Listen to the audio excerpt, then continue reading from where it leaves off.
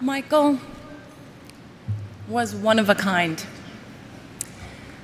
I thinking back to when we met and the many times that we spent together.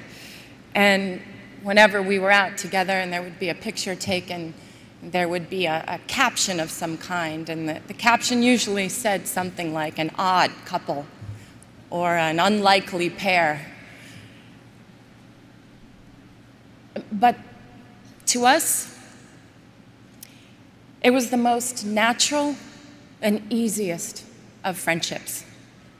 I was 13 when we met, and from that day on, our friendship grew.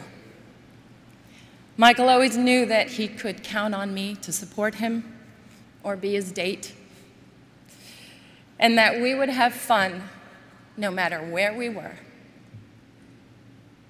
We had a bond. And maybe it was because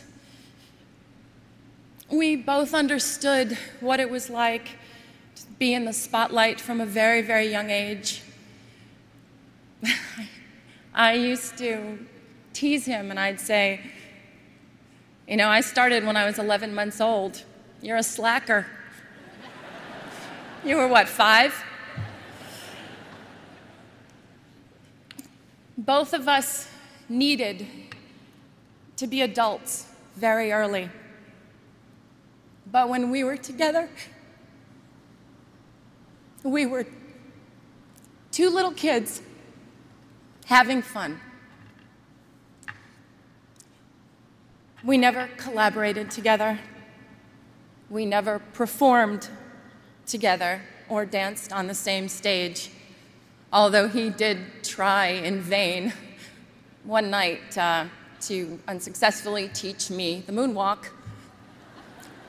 And he just basically just shook his head and crossed his arms at my attempt. We never filmed a video or recorded a song, but what we did do was laugh.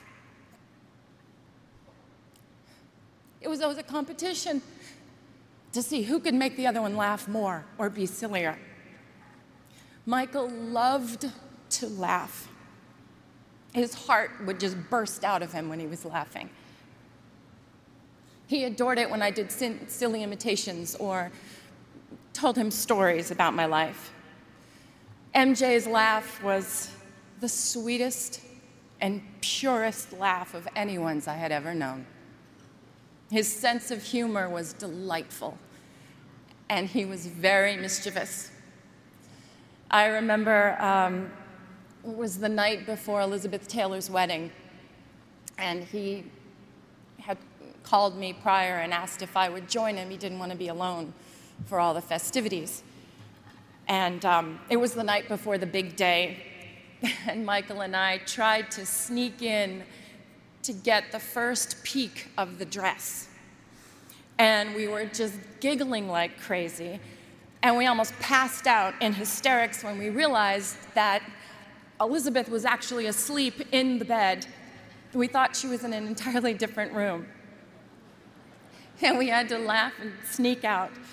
Then at the point of the wedding, when there was the first dance, basically we had to joke that we were the mother and father of the bride. Yes, it may have seemed very odd to the outside, but we made it fun and we made it real. When he started wearing the glove, I was like, what's up with the glove? I was like, look, if you're gonna hold my hand, it better be the non-gloved one because sequins really hurt me. He would dig in. He'd just shake his head and he would just smile. He loved to be teased. Seeing him smile made you feel like everything was going to be all right. To the outside world, Michael was a genius with unchallenged ability. To the people who were lucky enough to know him personally, he was caring and funny, honest, pure, non-jaded, and he was a lover of life. He cared so deeply for his family and his friends and his fans.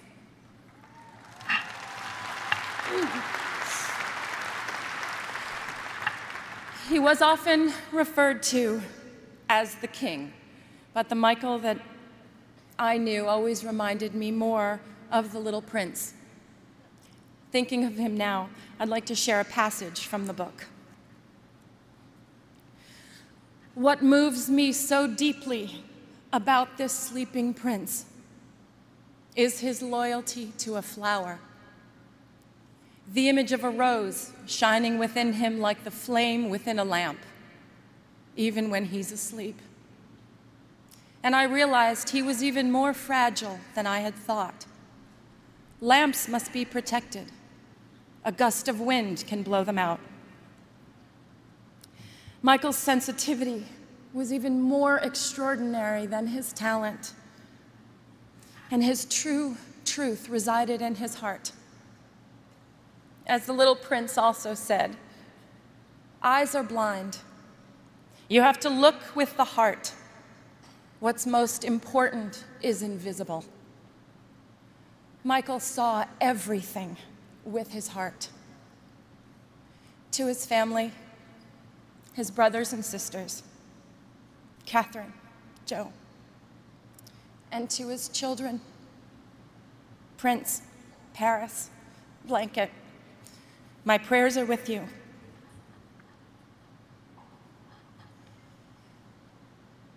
Michael's favorite song was not one of the countless masterpieces that he gave us, but it was a song that Charlie Chaplin wrote for the movie Modern Times. It's called Smile. And there's a line in the song that says, "Smile though your heart is aching." Today, although our hearts are aching, we need to look up where he is undoubtedly perched in a crescent moon, and we need to smile.